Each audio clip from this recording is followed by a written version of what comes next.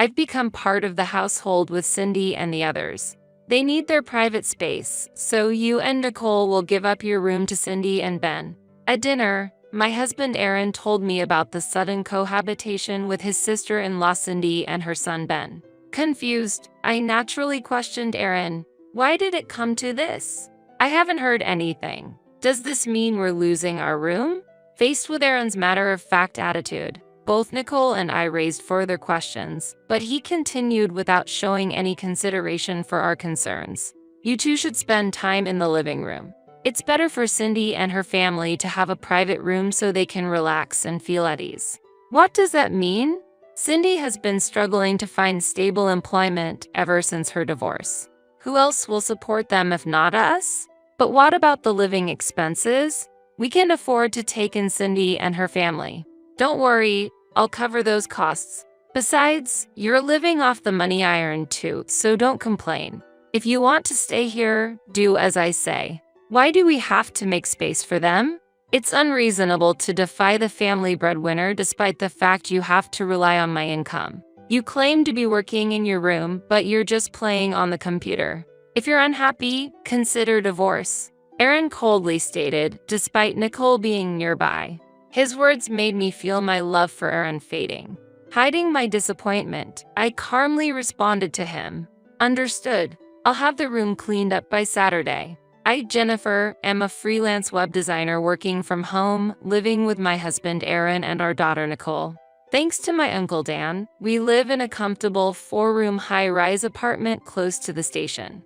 Jennifer, would you like to live in my apartment? I bought it but often relocate for work. As a bachelor, I'd appreciate having someone reliable living there, he offered. Really? Your apartment is quite luxurious, isn't it? Yes, but an unused house deteriorates. If my beloved niece and her family could enjoy living there, it would make me happy. Thank you so much, Uncle. We gladly accept your kind offer. Aaron, please take good care of Jennifer. He has always treated me like his own daughter and was very happy when I got married. Now, under the guise of being entrusted with the management of the apartment, we live there for much less than the market prices would allow. Located in the prime area of New York City, the apartment offers a child-friendly environment and convenient commute, satisfying Aaron greatly. What if we make this room our bedroom and Nicole's room? Sounds good. What will we use the other rooms for? How about turning each room into a room for private use? Having a workspace would make my work more efficient. I like that. I've been wanting space for my hobby items too. And just like that, we designated the rooms as follows: Aaron's space, our bedroom, Nicole's room, and my workspace. Initially, our new home felt very comfortable, and there seemed to be no issues. However, 3 months after moving in, the situation began to change. Hey, big brother, thanks for having us over. Welcome Cindy and Ben to our home. Hello. My sister-in-law, Cindy, and her son Ben started visiting weekly. Your place is so convenient for shopping and relaxing. The rent must be quite high, right? Well, yes, but I earn enough to manage. I'm jealous, Jennifer. Being supported by my brother. BDW, can I have some coffee? And hurry up, will you? And Jennifer, I'm thirsty. Please give me some juice. Hurry up, hurry up. Jennifer, since Cindy and her family are here, don't lock yourself away. Hurry up and entertain them. You really lack consideration. I'll get it ready now. When Cindy and her family visited, Aaron insisted on hospitality without considering if I was busy with work. It seemed Cindy and her family didn't care about my burden and took the forced labor on me for granted. After they left, I quietly shared my feelings with Aaron. Hey, when Cindy and her family visit every week, it's hard for me to concentrate on work. It's not a big deal. Prioritize your family more. But they have their own family, and they treat me like I'm just here to do housework. Sigh, Cindy is going through a tough time after her divorce. She's raising a child on her own, so at least welcome her when she comes over. Don't be so narrow-minded. It's not like that. Plus, every time they come, I prepare special meals and buy things Ben wants. It's my money that I've earned, so you have no right to complain. Aaron yelled at me, turned his back, and left the room, eventually shutting himself out in the bedroom. Since then, Cindy has started visiting not only on weekends but also on weekdays. Hello, just came by. You seem to have lots of time on your hands, Jennifer. I actually work from home. I'm busy during the weekdays, and weekends are full with household chores. So, it would help if you could refrain from visiting too often. Oh, but this is my brother's house, right? I have the right to visit. Besides, your work is just sitting at the computer, isn't it? If you must visit, could you please give me a heads up? Unannounced visits require preparation on our part. My brother told me I could come anytime I want. But anyway, I'm thirsty, so could you hurry up and get me something to drink? Since Cindy started coming over even on weekdays, I've been unable to concentrate on my work and was feeling at a loss. Thinking I have to do something about this, I started to avoid opening the door even when Cindy came. Needless to say, Cindy caused a commotion at the front door. Hey, Jennifer, I know you're in there. Stop pretending and just open the door. Please don't make a scene at the front door. It bothers the neighbors. You're the one at fault for not opening the door. I have permission from the homeowner. I'll keep raising my voice until you open the door. I'll open it now, so please be quiet. See, it wouldn't have come to this if you had just opened the door earlier. Concerned about the neighbor's gaze and not wanting to trouble my uncle, I reluctantly opened the door. Days passed when all of a sudden Aaron said, "Just a heads up, Cindy and her family will be coming over next Saturday." What? I couldn't hide my confusion at Aaron's announcement, as he usually doesn't inform me about Cindy's family visits in advance. Clean up your workspace and Nicole's room, will you? Nicole, did you get that? Why do we need to clean up our rooms? I asked Aaron, naturally not being able to grasp the situation. We're going to live with Cindy and her family. They need their private space, so your room and Nicole's will be given to Cindy and Ben. Why? I haven't heard about this.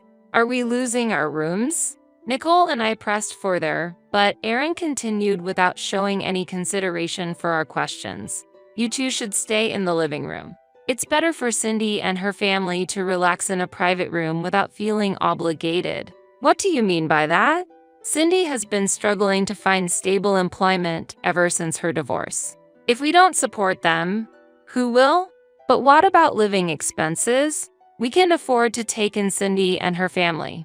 Don't worry, I'll cover those costs. Besides, you're living off the money I earn, so don't complain.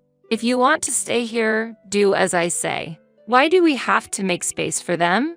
It's unreasonable to defy the family breadwinner despite the fact you have to rely on my income. You claim to be working in your room, but you're just playing on the computer. If you're unhappy, consider divorce. Aaron coldly stated, despite Nicole being nearby. His words made me feel my love for Aaron slowly fading. Hiding my disappointment, I calmly responded to him. Understood. I'll have the room cleaned up by Saturday. The next day, when Aaron returned from work and saw me tidying up the room, he nodded in satisfaction. Make sure you finish before Cindy and her family arrive. I'm well aware of that. What's with that tone? Nothing at all. Aaron seemed displeased with my sullen response, rummaged through his bag, and pulled out a piece of paper. I've despised your rebellious attitude from the start. Be prepared for a serious consideration of divorce if you defy me again. With that, Aaron threw the signed divorce papers at me and locked himself in his room. I picked up the thrown divorce papers, carefully folded them, and put them in my pocket, then continued tidying up the room. And then Saturday came. As Aaron had foretold, Cindy's family came over. This is your new room, Cindy. Feel free to use it without any hesitation.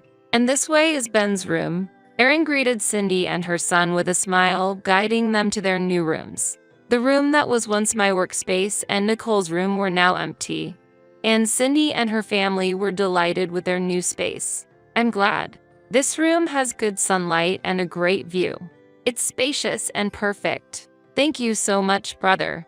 Uncle Aaron, this is my new room, right? Yes, that's correct. It's wonderful.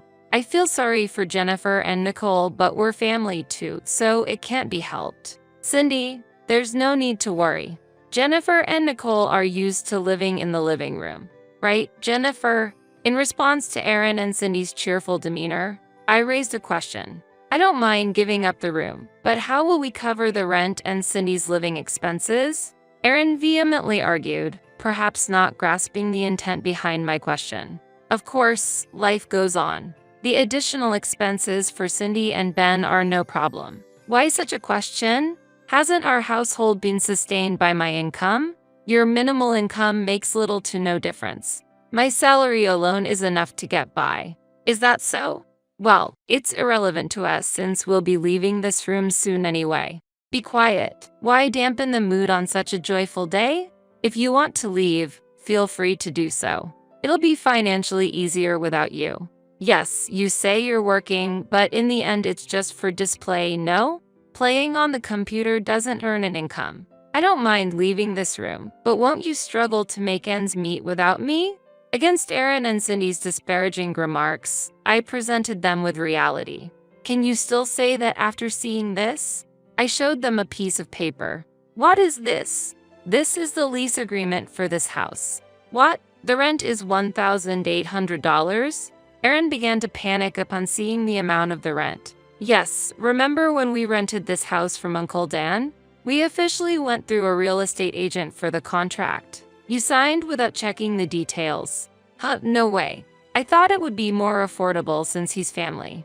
But what does it matter? Brother has been paying up until now. So there's nothing to worry about, right? Staying here means Aaron will have to bear the full rent going forward. Are you truly able to do that? I posed this question to Aaron, but he was at a loss for words. Naturally, you can pay, right? Right, brother? Aaron remained silent, his face turning pale, while Cindy couldn't hide her anxiety. Brother, are you okay? Say something. Since Aaron remained silent, I explained the situation. Actually, his monthly income is only $1,300. That's not enough to live in this housing, let alone cover the rent. Huh, what do you mean? Brother's income is that low? Yes, he's been working temporary jobs. Then, how have the rent and living expenses been managed up to now? I've been paying for them. I earn more than 3 times his income with my web design work. No way, you earn that much? It might be hard to believe, but it's the truth. I've been silent about it, maybe giving you the illusion that you were supporting the household alone. But in reality, living here was impossible on your salary alone. That means Nonetheless, despite your excessive spending on Cindy and Ben, you've not contributed enough to the household, not realizing who was actually supporting the household. You've been truly ignorant. Aaron was speechless against my rebuke. At that moment, Cindy said smoothly, but if my brother, who is your husband, defaults on the rent, you, as his wife, would also be responsible, right? Ultimately, you'd be in trouble too. Yeah, and Uncle Dan would just be saddened if he knew you were defaulting. When Aaron brought up Uncle Dan, I was just astonished. But Aaron and I are already divorced, so it's irrelevant to us. Divorced? I wasn't aware of that. Forgot about the divorce papers you gave me? I've already signed and submitted them. That was just meant to intimidate you. What are you saying now? I never thought the divorce would actually go through. I wasn't serious. But it's already been officially accepted at the city office, so it can't be undone now. How? Aaron weakly fell to his knees upon facing his reality. If you can't pay the rent, you should move out soon. We can't trouble Uncle Dan. As I tried to leave, Aaron and the others hastily tried to stop me. It was my fault. Let's all get along as a family. Uncle Dan provided this house hoping for that.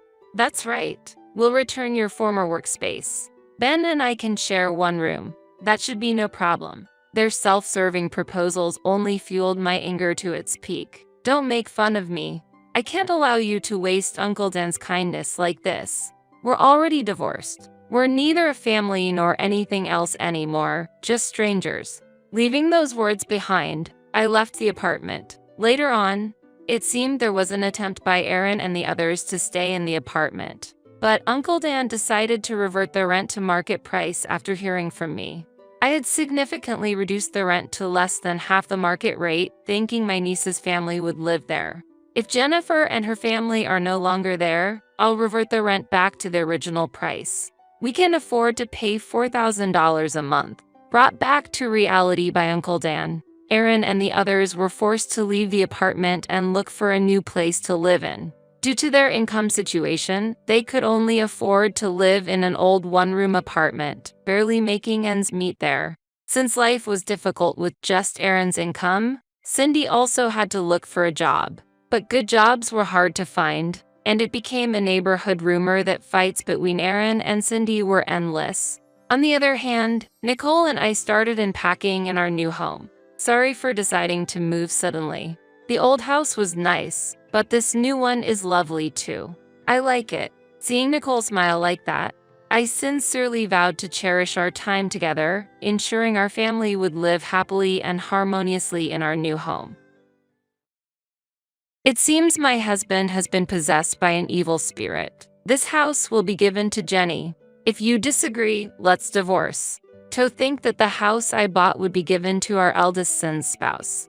You better leave this house quickly. Ha ha. My husband sided with his daughter-in-law. I will put the house under my name. A monthly repayment of $1,800 is possible. Ha ha. My eldest son is also on his wife's side. Well, I'm no longer attached to such a dirty house. Then, as you all say, I will leave this house. You three will suffer from now on. Be on the lookout for what's about to happen. My name is Dorothy, and I am 60 years old. I hold a senior position in a leading company and have a higher status than usual. I live with my husband, Frank, who is 2 years younger than me. Last year, we renovated our house in preparation for the future. Our house was built by my father and has aged and deteriorated over the years. Therefore, we wanted to improve the living conditions to spend the coming years comfortably. However, considering our age, the monthly repayment amount is somewhat high at $1,800. But since I am an executive at a large company, the chances of passing the loan screening are pretty high. Frank works in management at a medium-sized restaurant but earns less than me, so the loan is more likely to be approved in my name. My salary alone makes it difficult to continue with the house loan. This house, originally belonging to your father, is currently registered in your name. I'm sorry, but could you take on the full amount of the loan? In return, I will contribute more to the household than before. After such a discussion, we decided to renovate. The renovated house has become more comfortable to live in, almost like a different place.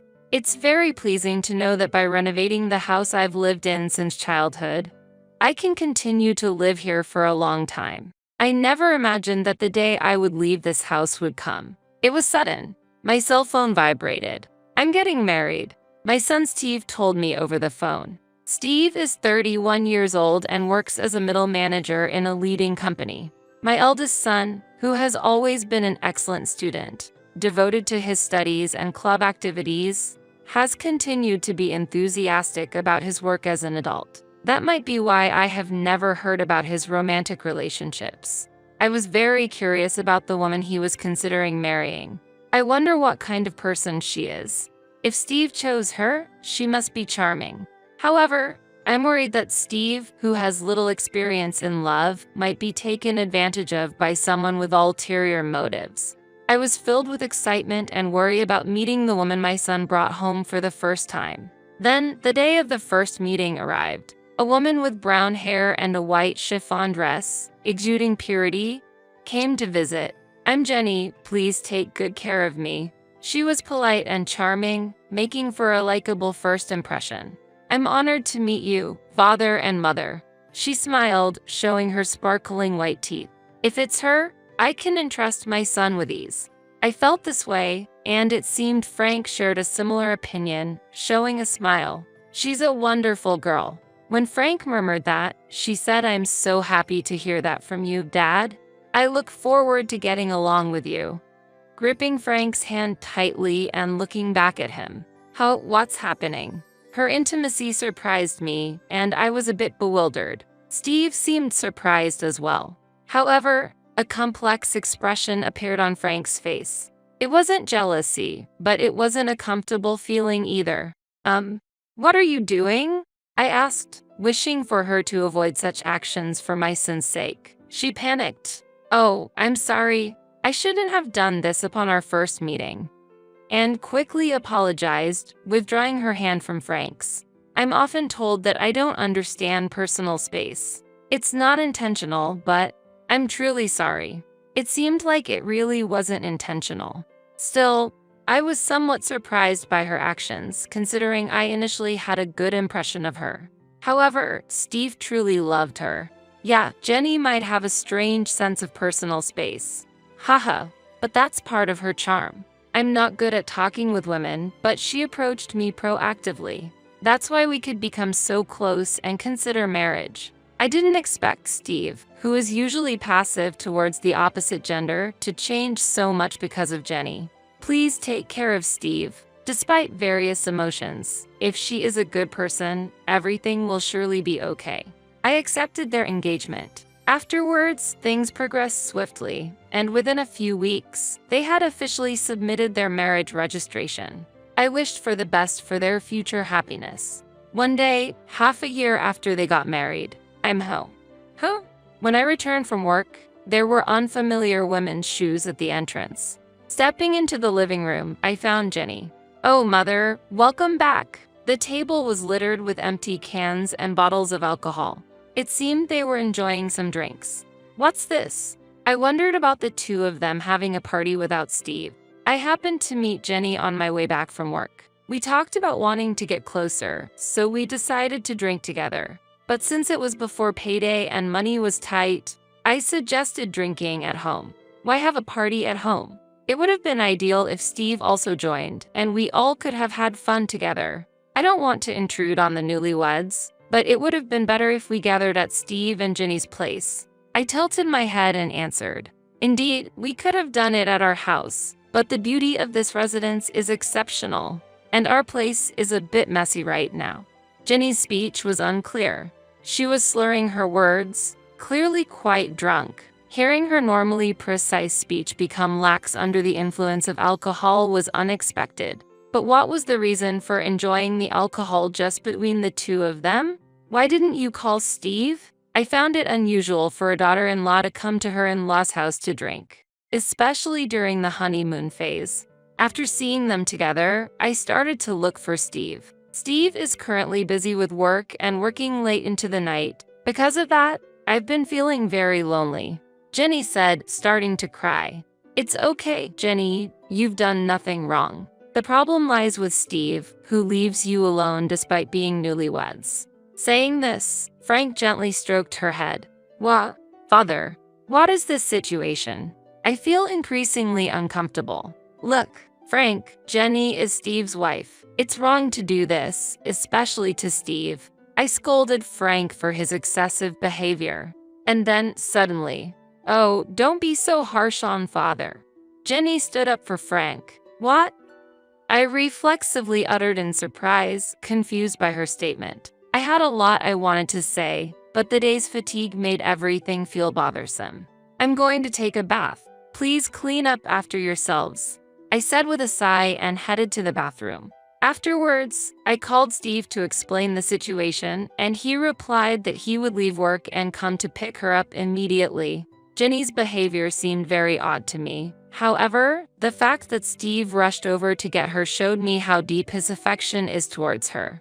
But I couldn't shake off the feeling that their future domestic life might be somewhat troublesome. Reluctantly, I decided to give advice about their future life when Steve arrived. While lost in thought in the bathroom, quite some time had passed. Returning to the living room with a somewhat dazed mind from the heat, Steve should have already picked up Jenny, but oddly, despite coming by car, they both seemed to be enjoying alcohol. "Steve, you came by car, right? Why are you drinking?" I asked, to which Steve, appearing drunk and cheerful, replied, "Actually, Jenny told me to drink, and it turned out we're staying over tonight. It's good news that my son is staying over." However, the unexpected accompaniment of his wife was somewhat concerning. The decision felt quite abrupt. "What?" I was inwardly astonished, but Steve had already drunk alcohol. "Hey, Mom can drive you. It's okay." I didn't want the daughter-in-law to stay over. Despite feeling tired, I offered to drive them home. However, Steve said, "Come on, it's okay. You're tired too, right? Why don't you join us for a drink instead?" With an innocent smile. At that moment, I found myself speechless without any room for argument. Haha, huh? At that instant, a feeling of discomfort sprouted within me. Suddenly, Jenny looked at me with a smirk, as if her smile harbored some conspiracy. Could it be? It seemed like she was laughing at my puzzled appearance. It's just my imagination, right? I truly hoped it was a misunderstanding, but in reality, her plan had already been set in motion at that point. The next day, Jenny apologized deeply for her missteps multiple times. "I am terribly sorry," she said before leaving, and I felt like peace had finally been restored, overwhelmed by fatigue. But when I returned home that day, Jenny was there again. Steve was nowhere to be seen. Disheartened by the previous day's events, there was a change in her demeanor.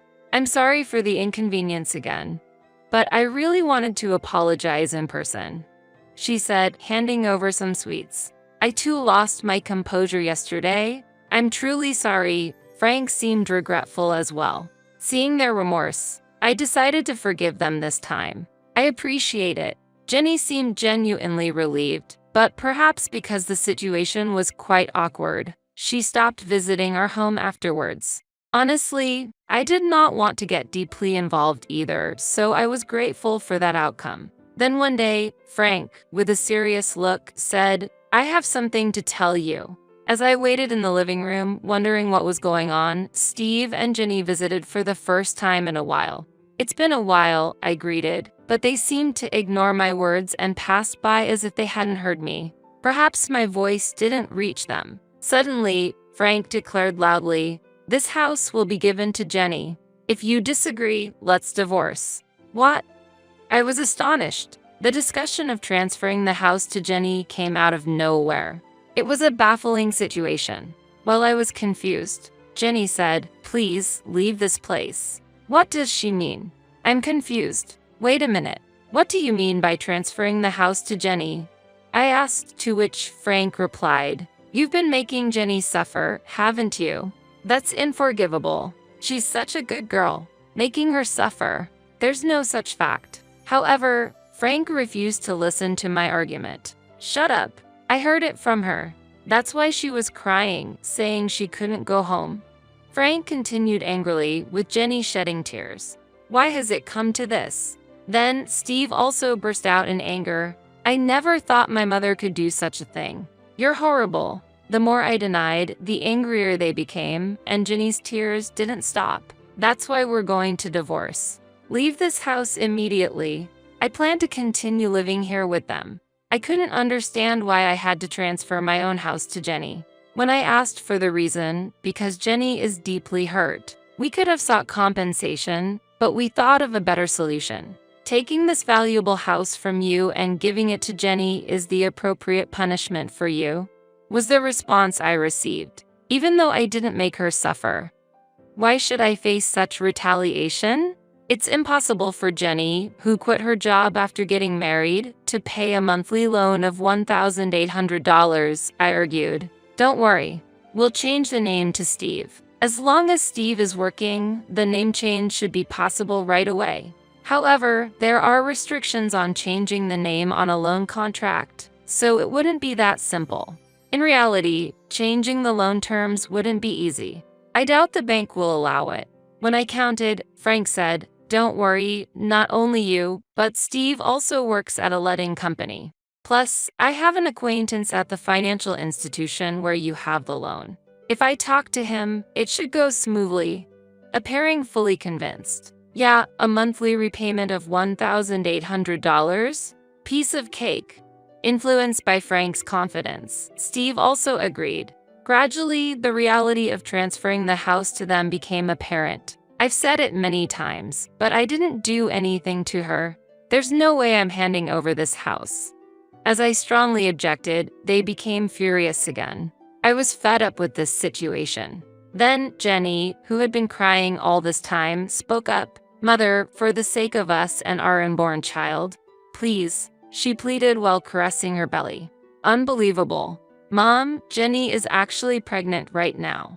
If her mental state becomes unstable, it could lead to the worst-case scenario. That's why I hope you can be a bit more lenient. Steve revealed the fact of her pregnancy. Indeed, stress during pregnancy should be avoided. However, being forced to transfer my home based on unfounded accusations is unacceptable. My heart was filled with turmoil. I need some peace and quiet, I said, leaving the scene for the bedroom. Could I have unconsciously made Jenny suffer? I pondered while lying in bed when I found a strand of brown hair on the bed. What's this? Both Frank and I have black hair, so finding brown hair here is strange. Could it be Frank? My heart was disturbed. After the recent troubles, to find such a shocking discovery was overwhelming. I was getting confused. What's in the world? I cried myself to sleep. Waking up late at night, I was headed to the living room when I heard voices inside. Apparently, Steve and Jenny hadn't gone home yet. I wished I could have joined the evening drink. Someone said, "But Jenny, you're pregnant. You need to refrain," was the response. Hearing Frank and Jenny conversing joyfully, it felt like there was no space for me. My heart was heavy due to Jenny's inexplicable complaints. Standing frozen outside the living room, suddenly, an intimate sound reached my ears. "Ah, Jenny, I love you." Frank's voice. "Stop it, Frank. If Steve and Mother find out," Jenny replied. Shocked, I was disturbed by what Frank and Jenny were doing. What on earth is happening? Don't worry. Steve is completely drunk, and Dorothy has been cooped up in her room all this time. She must be asleep by now. Haha, they were discussing. Haha, maybe she's angry and hiding under the bed? How funny. Haha, they laughed together. The brown hair I found was probably Jenny's. This is very unpleasant. What were they doing on my bed where I slept? I felt sick. They intend to push me out and secretly enjoy themselves with Jenny. My house being used inappropriately like this. Fine. I'll leave this uncomfortable house behind. However, I won't forget this. I thought to myself. The next day, I appeared in front of the three as if nothing had happened. In reality, I couldn't sleep in that bed anymore, too shocked to even close my eyes. "So, you've finally decided to transfer the house?" They smiled all at once when I said, "I've decided to transfer the house." Great. Let's go for the name change procedures. I'll easily pass the loan screening. Steve was excited. He knows nothing. Although it saddened me at the moment, I had no intention of revealing the truth to my son. He wouldn't listen to his mother since he was under his wife's thumb. At least not yet. Afterwards, busy days of divorce proceedings and name changes followed. The name change process wasn't easy, but it was eventually completed. "This house is no longer yours." Haha, Frank taunted. "Hurry up and leave, old hag." Haha, Jenny whispered in my ear. I felt nothing but anger. They were the ones who were supposed to leave. I intended to make them, but not before getting back at them. Letting go of the home I had lived in since I was born was painful. Yet, I could no longer feel attached to a place associated with infidelity. I planned to use this abnormal situation to create turmoil between them. Wait and see when the time comes. A month after I left the house. "I'm ready," is what I said and headed to my former home. As I pressed the doorbell, Frank responded irritably, "What do you want, stranger?" Despite it being our first encounter in a long time. "I have something to discuss. Won't you let me in?" I answered firmly. "Why should I let you into the house?" Frank stubbornly refused my entry. "I have something very important to discuss, especially to Jenny." "An important matter concerning Jenny?" Frank's response shifted. Mentioning her name, they readily invited me inside. Using her name was the last thing I wanted. However, it was clear that Frank was heavily influenced by her, so I leveraged that. "You're a stranger now." Stranger. Even though legally we're strangers after the divorce, that term felt too heartless. I was infuriated by Frank's reaction. "Why are you here now?" They became more guarded. "I want you to see this," I said, displaying some photographs. "What is this?" Their surprised voices filled the room. The photos were of Frank and her on a date. captured by a detective I hired to follow them after our divorce, recording their moments together. Wait, what? This is? Steve was unsettled. So what? We're just daughter-in-law and father-in-law with a good relationship. Nothing more, right? Why would you take such meaningless photos? What do you want? They insisted they were just close. Really? Then what about this? I pulled out my smartphone and played a certain audio. I've always liked Jenny. Keep your voice down, or Steve and my mother-in-law will hear. Their voices and inappropriate sounds were recorded. What's this? On the day I discovered their relationship, I had secretly recorded their conversation. You're just misunderstanding. Frank desperately tried to explain. Misunderstanding? This is clearly a problem. Steve erupted in anger. Jenny just looked down. I pressed further. Let me ask you, whose child is in your belly, really? Steve's complexion changed. Could it be Dad's? He was lost for words. That's impossible. He always comes. Oh, she inadvertently confessed. You admitted it. You just said it. Their argument intensified and Frank and Steve got into a scuffle. Ouch! Jenny seemed to be in pain, which made them stop fighting. I seized the moment. Haven't I always said? I didn't make Jenny suffer. Did you lie to get rid of me, to convince Steve? Steve was shocked. No, I'm the worst. Why didn't I believe my mom? He blamed himself for being swayed by Jenny and doubting his mother. It's so clear now. We should talk about this. Steve raised his voice at them. Initially silent, with all this evidence, are you considering a lawsuit? Apparently, Jenny initially had genuine feelings for Steve.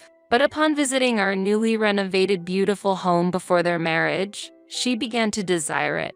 My family home was a bit run down, and I aspired for such a beautiful house.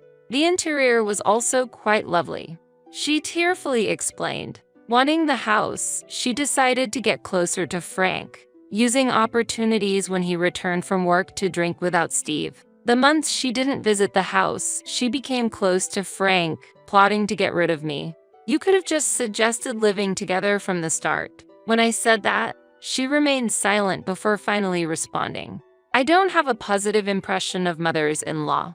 My own mother and grandmother were always fighting, and my grandmother constantly bullied my mother. So, I wanted to avoid living with my mother-in-law. Getting rid of you was the only solution to live comfortably in a beautiful house. If she had such an image of a mother-in-law, she wouldn't want to live together. But to go as far as taking my husband. However, how did Frank perceive this situation? I knew I was being used, but I fell for her the moment we exchanged greetings, shook hands, and she smiled at me. Despite knowing he was being used, Frank fell in love and decided to abandon me to keep her by his side. You guys are really unforgivable, Steve said as both of them looked down, tears streaming down their faces. Steve decided to get a divorce. DNA tests on the newborn confirmed Frank as the father. I won't be paying child support, he declared, demanding alimony from them. I made a similar choice. I never thought I'd be demanding alimony from my own father. I gently patted Steve's head as he sobbed. Our lives were thrown into chaos because of a foolish woman's actions. However, the life that got thrown into chaos the most was her own, which she would regret forever. My prediction was spot on. 2 years later, she chose to continue living with Frank in a de facto marital relationship, claiming it was for the child's sake. And to work and raise her child, she had to leave her newborn at daycare. Today, Grandpa, Dad came to pick you up, huh? She seemed to attract attention from other mothers at the daycare. While the children played well together, she felt lonely not being able to make any mom friends. Additionally, when she explained her divorce and relationship with Frank to her parents, they got furious, directing their anger at Frank too. Now, she is estranged from them. This was all the result of her own choices. Meanwhile, Steve lives alone in that house. I wanted to sell it, but that would be too cruel to Mom. After all, this is the house where Mom has lived all her life. I couldn't sell a house filled with such memories. He felt disgusted by the house and considered selling it but couldn't due to guilt, possibly influenced by my repeated expressions of discomfort towards the house. He arranged for house cleaning and disposed of all possessions belonging to Frank and her. Steve, acknowledging the trouble caused by her, said, "It might be because of that woman, but I've troubled you, Mom. You might not be able to forgive me, but please let's meet up sometimes. Visit the house. And let me be a good son to you from now on." And gave me trip tickets. Steve has shown deep remorse. Although I can't forgive him just yet, I'm willing to work towards restoring our relationship.